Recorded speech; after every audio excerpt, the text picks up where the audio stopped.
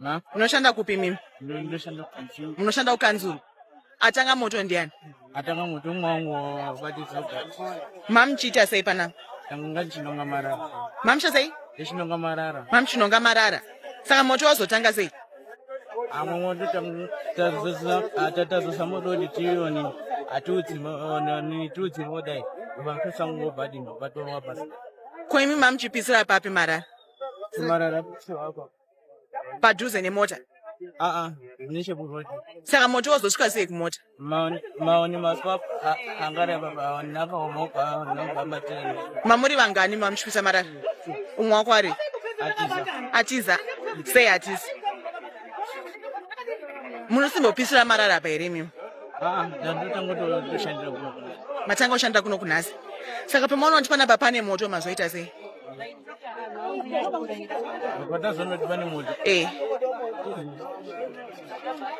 Makona kuti panapa pakubvira panapa mazoita sei? Tata paneza makukoni kugunya vanini miti yakada kutengesa moni. Zame kudzikorera pano. Saka mamchita mese here nomwe wonyatiza kana kuti mamchita mega kuzodzima?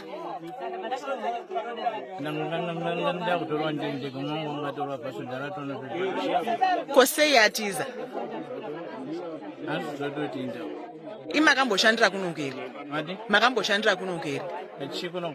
Makamboshandira kuno here? Ndangoto deploy nas.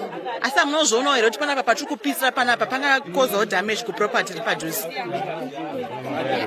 Imimi hamuna kuzvionawo here kuti panapa pamuri kushandira pane property iripo pakangotanga moto? Hamuna kuzvionawo? Asi izvi mota dzabaka manje. Munoshanda chi? Ko monyatiza anonzani?